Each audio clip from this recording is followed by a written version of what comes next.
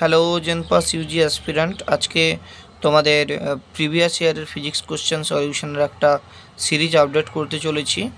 আর এই সিরিজে তোমরা প্রত্যেকে প্রিভিয়াস ইয়ারে ফিজিক্সের যে কোশ্চেনগুলো এসছে সেগুলো তোমরা সলিউশন পেয়ে যাবে। চলো আজকে আমরা শুরু করি। আজকে শুরু করব জেনপাস ইউজি 2025-এর ফিজিক্সের পেপার, সেটাই আজকে সলিউশন করব। ওকে, আচ্ছা, ফার্স্ট কোশ্চেনটা আমি তো সমাধান করতে চলেছি। ফার্স্ট কোশ্চেনটা হচ্ছে ইউনিট ডাইমেনশন চ্যাপ্টার থেকে। কোশ্চেনটা খুব ইন্টারেস্টিং এবং এরকম টাইপের কোশ্চেন প্রায় আসে। ঠিক আছে, চলো কোশ্চেনটা রয়েছে কোনো সমীকরণ P equal to alpha minus T square by beta X. একটা ইকুয়েশন বলে দেওয়া আছে যেখানে পি হলো চাপ, টি হলো সময়, এক্স হলো সরণ। তাহলে আলফা বাই বিটার মাত্রা হলো, চারটা অপশান দেওয়া আছে। L T to the power minus two, M T to the power minus two, option C রয়েছে M L Q T to the power minus one, option D M square L T to the power minus three. কিছু নয়, simple. আগে আমাদেরকে ইকুয়েশনটা লিখে নিতে হবে। ইকুয়েশনটা কী রয়েছে? P alpha minus T square by beta X. এই ইকুয়েশনটাকে আমরা সবসময় কি জানি যে কোনো ইকুয়েশনকে ভেরিফাই করার জন্য তার মাত্রা বিশ্লেষণ করতে হবে। আচ্ছা, এই ইকুয়েশনটাকে আমি সিম্পলিফাই করে লিখতে পারি তো এইভাবে, P equal to alpha by beta X minus T square by beta X লিখতে পারি। আচ্ছা, এটা যদি চাপের মাত্রা হয়, ইকুয়াল সাইন আর লেফট সাইডটা, তাহলে রাইট সাইডটাও চাপের মাত্রা হবে। একই রকমভাবে এটাকেও চাপ হতে হবে, এটাকেও চাপ হতে হবে, তবে দুটো চাপের অন্তর্ফল এটা চাপ হবে। আমরা বুঝতে পারছি যে পি এর মাত্রা আলফা বাই বিটা এক্সের মাত্রার সঙ্গে ইকুয়াল। তাহলে বলতে পারছি পি এর মাত্রা equal to alpha by beta এক্সের মাত্রা। আচ্ছা, পি এর মাত্রা কত আমি বুঝবো। একই রকমভাবে পি ইকুয়াল টু আমরা কি জানি, ফোর্স বাই এরিয়া। ফোর্সের মাত্রা কি? M L T to the power minus two. এরিয়ার মাত্রা কি? L square. তাহলে এটা দাঁড়াচ্ছে M L to the power minus one T to the power minus two. তাহলে চাপের মাত্রা আমরা এটা পেয়ে গেছি। তার মানে আমি বলতে পারি alpha by beta X is equal to M L to the power minus one T to the power minus two. আচ্ছা, এখানে এক্সটায় কী বলেছে? সরণ। তাহলে এই সরণটা রাইট সাইডে চলে যাবে। Equal sign alpha by beta equal to M L to the power minus one T to the power minus two into L. তাহলে আলফা বাই বিটা এর মাত্রা দাঁড়াচ্ছে এই মাইনাস ওয়ান প্লাস ওয়ান যদি ক্যান্সেল আউট হয়ে যাবে, M T to the power minus two. এটাই হচ্ছে ফাইনাল আনসার, অপশান বি। যদি কোনো ডাউট থাকে বলবে কমেন্ট সেকশনে। চলো নেক্সট কোশ্চেন আমাদের কী রয়েছে? নেক্সট কোশ্চেন রয়েছে যে Q equal to X square Y by Z হলে এক্স ওয়াই ও জেডের শতকরা ত্রুটি যথাক্রমে delta x equal to 2%, delta Y equal to 3%, delta Z equal to 1% হলে কিউ এর সর্বাধিক শতকরা ত্রুটির পরিমাণ কত হবে?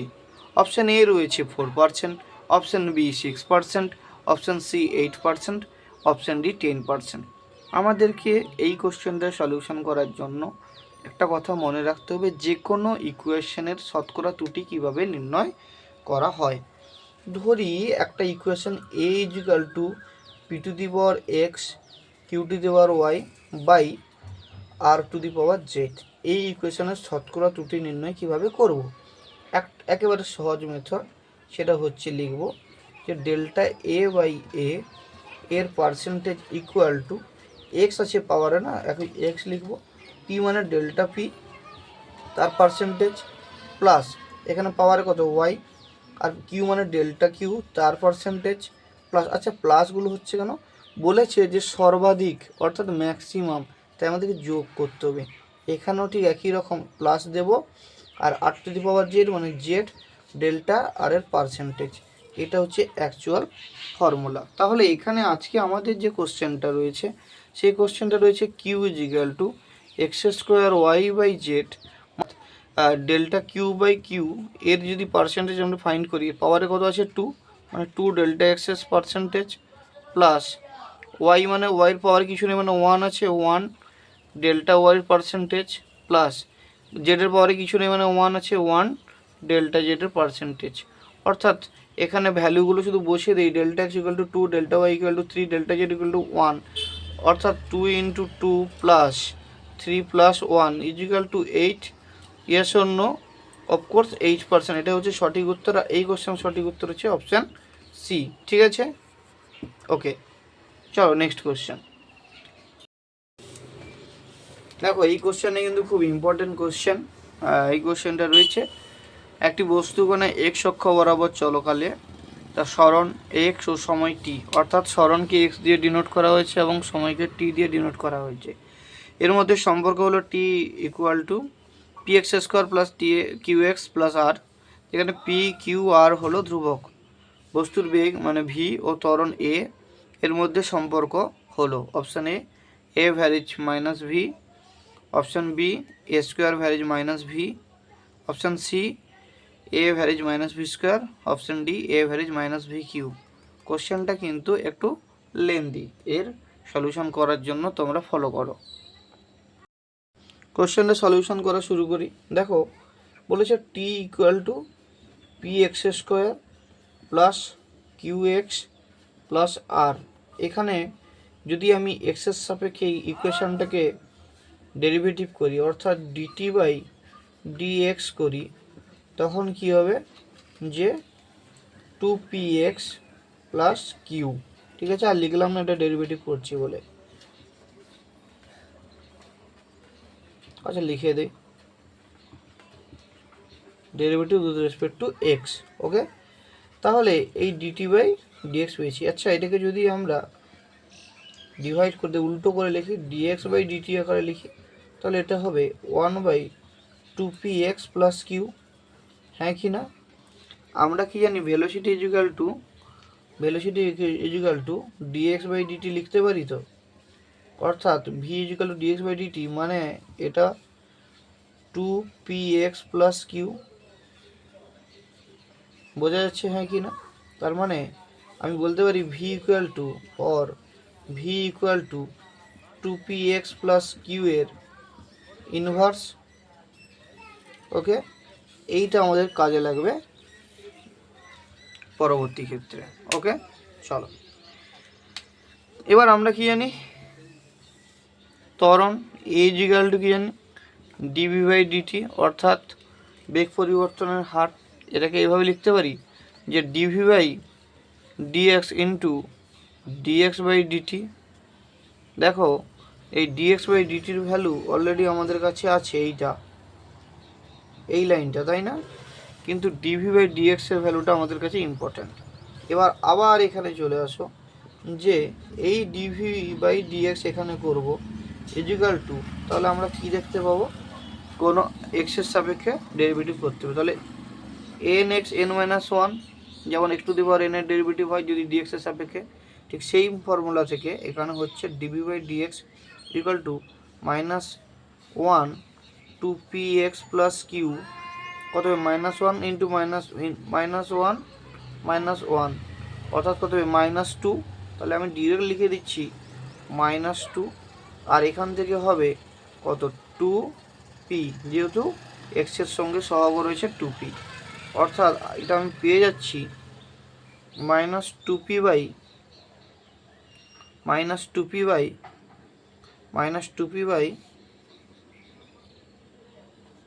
2px প্লাস কিউ এর whole square. Yes or no? বোঝা গেছে কি যায়নি? আচ্ছা তার মানে এখানে আমি বলতে পারি -2p বাই এই 2px প্লাস কিউ। আচ্ছা এখানে দেখতে পাচ্ছি যে ভি ইকুয়াল টু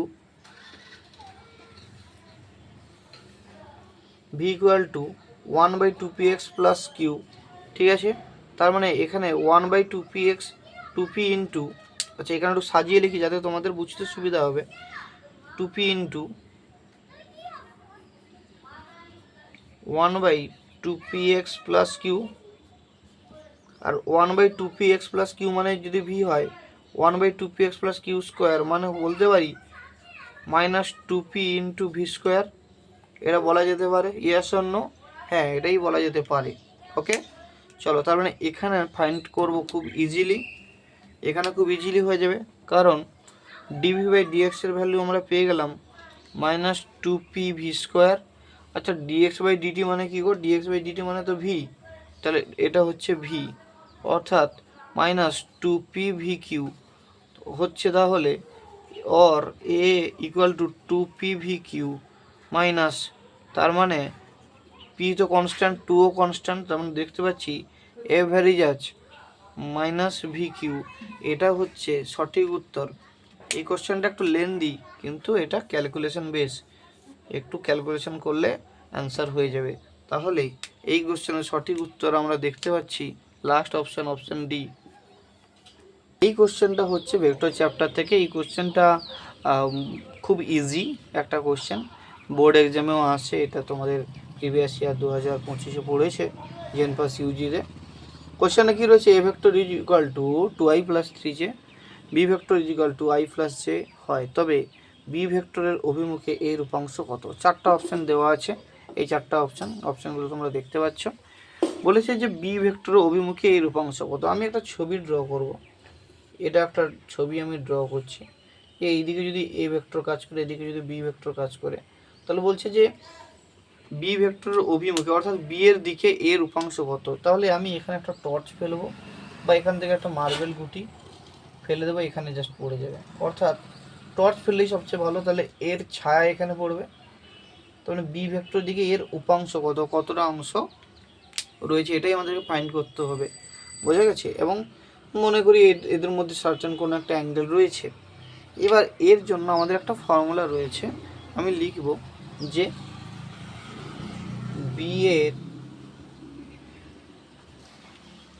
বি ভেক্টরের অভিমুখে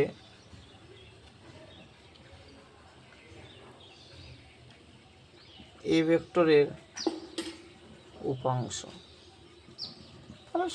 এই কী হবে, এরা ভেক্টরিক্যালি আমরা লিখব, কি লিখব, যে A vector dot B vector by কার অভিমুখে বলেছে, বি এর অভিমুখে, তাই মড বি লিখব, বোঝা গেছে। এবং বি এর অভিমুখে যেহেতু বলেছে, অভিমুখে, তাহলে এই ভেক্টরের দিকে বি ভেক্টরের দিকে, তাই বি এর ইউনিট ভেক্টর দেব। বলেছে বি এর অভিমুখে এর উপাংশ, তাহলে কী হবে, A vector dot B vector by mod B vector, যেহেতু বি এর অভিমুখে বলেছে মানে একটা দিক বলেছে, তাহলে বি ভেক্টরের দিকেই হবে। যদি আমরা পি একটা ভেক্টর লিখি, তাহলে এই ভেক্টরটাকে রিপ্রেজেন্ট করব এই ভেক্টরের মান এবং তার অভিমুখ এই দিয়ে, অর্থাৎ পি ক্যাব ইজিক্যাল টু বলতে পারি P vector by mod P vector. এই ফর্মুলাটাকে কাজে লাগিয়ে এখানে বসাবো যে B cap is equal to B vector by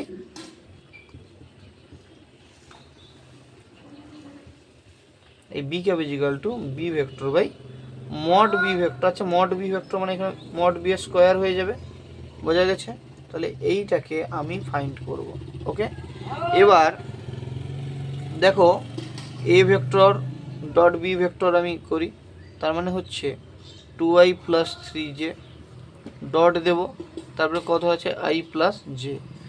আচ্ছা ডট প্রোডাক্টের সময় আমাদের তো সিম্পল যোগ হয়ে যাবে, যা স্কেলার পার্টগুলো, 2 × 1 2, মানে আইয়ের সঙ্গে আই হবে আর জে এর সঙ্গে জে হবে, 3 × 1 3, অর্থাৎ 5। এ ডট বি এর ভ্যালু হচ্ছে 5, আর মড বি এর ভ্যালু কত হবে, √, কত, বি ভেক্টর ইকুয়াল টু বলা আছে i + j, মানে 1² + 1² ইকুয়াল টু √2। তার মানে আমরা দেখতে পাচ্ছি যে এ ডট বি এর ভ্যালু 5 আর মড বি এর ভ্যালু হচ্ছে √2², তাই না, √2² মানে কত 2, ওকে। আর বি ভেক্টর মানে কত i + j, অর্থাৎ এই কোশ্চেনেরও অ্যান্সার হয়ে গেল। আর এই কোশ্চেনের সঠিক অ্যান্সার হচ্ছে অপশান সি, এটাই হচ্ছে সঠিক উত্তর, ঠিক আছে। চলো আরও একটা ইন্টারেস্টিং মানে নিউমেরিক্যালস এসছে। এই কোশ্চেনটা দেখো কী রয়েছে, একটি বেলুন খাড়াভাবে উপরের দিকে 10√2 মিটার/সেকেন্ড বেগে উঠছে। বেলুনটি যখন ভূপৃষ্ঠ থেকে 10 মিটার উচ্চতায়, তখন বেলুনটি থেকে একটি পাথর ফেলা হলো, পাথরটি মাটিতে পৌঁছতে কত সময় নেবে।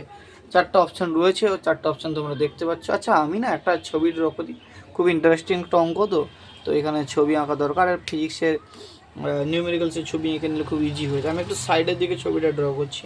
ধরলাম যে এটা ভূপৃষ্ঠ, ভূপৃষ্ঠ মানে এখানে একটা ঘর বাড়ি আছে, ঠিক আছে।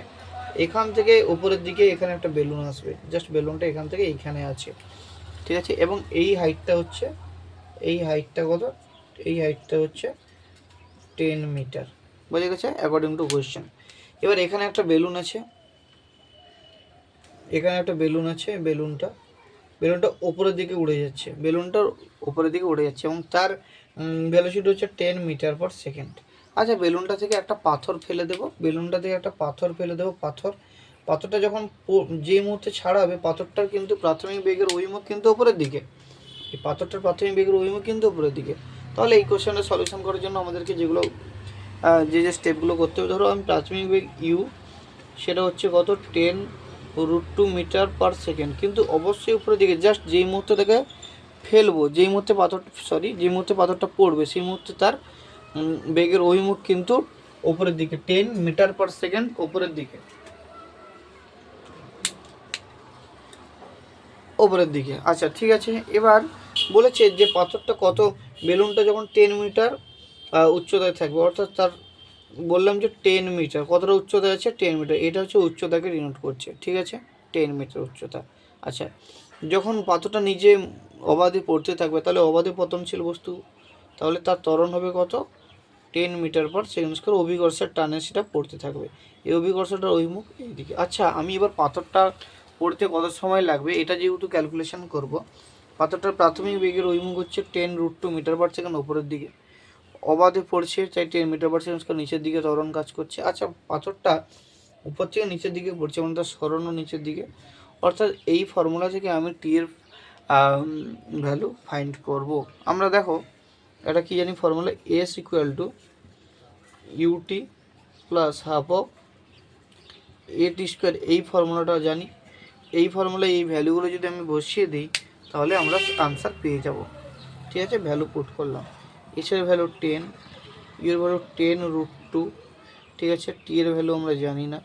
আচ্ছা, দুটো প্লাস রয়েছে এর উপরের দিকে, এটা কি রয়েছে 10√2 ওপরের দিকে, মানে কি ডিরেকশানটা মাইনাস হয়ে যাবে, বোঝা গেছে। প্লাস হাফ, এর ভ্যালু কত 10 metre per second square into T square, okay. আচ্ছা, সরণের অভিমুখটাও নিচের দিকে, আর এখানে ত্বরণও নিচের দিকে রয়েছে, কিন্তু এই যে আমাদের ইউ মানে হচ্ছে প্রাথমিক বেগ, এর অভিমুখটা রয়েছে উপরের দিকে, তাই এটাকে মাইনাস আমি ধরলাম। প্রতিটা থেকে আমি 10 10 10 উড়িয়ে দিতে পারি, ঠিক আছে। তাহলে এখানে -√2 into T plus T square by 2, এটা হয়েছে 1 equal to 2√2 of course minus into T plus T square. এবার ক্রস মাল্টিপ্লাই করব, ক্রস মাল্টিপ্লাই করলে T square minus 2√2 into T equal to 2, এটা ক্রস মাল্টিপ্লাই করলাম, তাহলে দাঁড়ালো T square minus 2√2 T minus 2 equal to 0। আচ্ছা, এই সমীকরণটাকে আমরা সমাধান করব রাইট সাইডে, ঠিক আছে। এবার আমি এই সমীকরণকে সমাধান করব এখানে, কিভাবে কি করছি, যে T square minus 2√2 into T minus 2 equal to 0, এটাকে যদি আমি শ্রীধর আচার্য সমীকরণ লাগাই, তাহলে টি ইকুয়াল টু আমরা কি পাবো, আচ্ছা মাইনাস বি মানে মাইনাস মানে প্লাস হয়ে যাবে 2√2 plus minus root over b square মানে কত গো, বি মানে 2√2 মানে মাইনাস 2√2 হোল স্কোয়ার মানে কত হবে 4 ইন্টু 2 মানে 8, ঠিক আছে। মাইনাস 4 এসি, 4 মানে 4, এর ভ্যালু কত 1, সির ভ্যালু -2, তাহলে মাইনাস মাইনাস প্লাস হয়ে গেল, আর 2 ইন্টু এ, ঠিক আছে। তার মানে হচ্ছে 2√2, এরা 8 8 16, √16 মানে 4, বোঝা গেছে। তাহলে এখানে টি এর দুটো ভ্যালু আছে, একটা ভ্যালু আমি পাচ্ছি তাহলে 2√2 প্লাস 4/2। আচ্ছা, যদি আমি 2 কমন নিয়ে নিই, তাহলে হচ্ছে 2 কমন নিলে √2 প্লাস 2 সেকেন্ড। আচ্ছা, যদি আরও একটা টি এর ভ্যালু আমি পাবো, টি ইকুয়াল টু 2√2 মাইনাস 4/2, তার মানে এখানে হচ্ছে √2 মাইনাস 2 সেকেন্ড। কিন্তু এই √2 মাইনাস 2 কোথাও নেই, কিন্তু এইটা আছে অপশান এ। তাহলে এই কোশ্চেনের সঠিক উত্তর হচ্ছে অপশান এ। বুঝতে না পারলে অবশ্যই বলবে, আমি বলবো কমেন্ট সেকশানে। দেখো এই কোশ্চেনটা দেখো, একজন লোক রাস্তায় দাঁড়িয়ে লক্ষ্য করেন বৃষ্টির ফোঁটাগুলি তার উপর 5 মিটার পার সেকেন্ড বেগে উলম্বের সঙ্গে 45 ডিগ্রি কোণে আঘাত করছে। বৃষ্টির ফোঁটাগুলি উলম্বভাবে পড়ার জন্য লোকটিকে যে বেগে দৌড়াতে হবে সেটি হলো option A 5 metre per second, option B 10 metre per second, option C 5√2 metre per second, option D 5/√2 metre per second. আচ্ছা আমি একটু ছবি ড্র করে নিই। এটা ধরে নাও একটা ক্লাউড, আর এটা হচ্ছে এখানে একজন ব্যক্তি দাঁড়িয়ে আছে। তিনি, এটা হচ্ছে উলম্বের সঙ্গে 45 ডিগ্রি অ্যাঙ্গেল করে বৃষ্টি পড়ছে, মানে বৃষ্টি এইভাবে পড়ছে। তার মানে বৃষ্টির ডিরেকশন এইদিকে, আমি ভি রেন করলাম, ঠিক আছে। আচ্ছা এদিকে তাহলে দুটো উপাংশ ভাগ হয়ে যাবে, এটা উলম্ব উপাংশ আর একটা কি আনুভূমিক উপাংশ। ওকে, তাহলে ভি আর এর উলম্ব উপাংশ কী হবে, ভি আর কস 45 ডিগ্রি, আর এদিকে হবে ভি আর সাইন 45 ডিগ্রি। আচ্ছা সাইন 45 আর কস 45 এর ভ্যালু ইকুয়াল 1/√2। আচ্ছা আর ভি আর মানে রেনের ভ্যালোসিটি কত বলেছে, 5 মিটার পার সেকেন্ড, মানে ভি আর সাইন 45 ইকুয়াল টু ভি আর কস 45 এর ভ্যালু 5/√2 হবে, কারণ ভি আর এর ভ্যালু হচ্ছে 5, বোঝা গেছে। তার মানে এটাও 5/√2, এটাও 5/√2, কিন্তু বলেছে ব্যক্তিটিকে ছুটতে হবে, ব্যক্তিটিকে দৌড়তে হবে, সেটার ভ্যালু কত। তার মানে এই ব্যক্তিটি যদি এখান থেকে এইদিকে 5/√2 বেগে চলে যান, 5/√2 বেগে যান, তাহলে এই বৃষ্টির ফোঁটা থেকে উলম্বভাবে আঘাত করবে। তাহলে এই কোশ্চেনের সঠিক উত্তর হচ্ছে 5/√2, অপশান ডি, এটাই হচ্ছে সঠিক উত্তর, ঠিক আছে।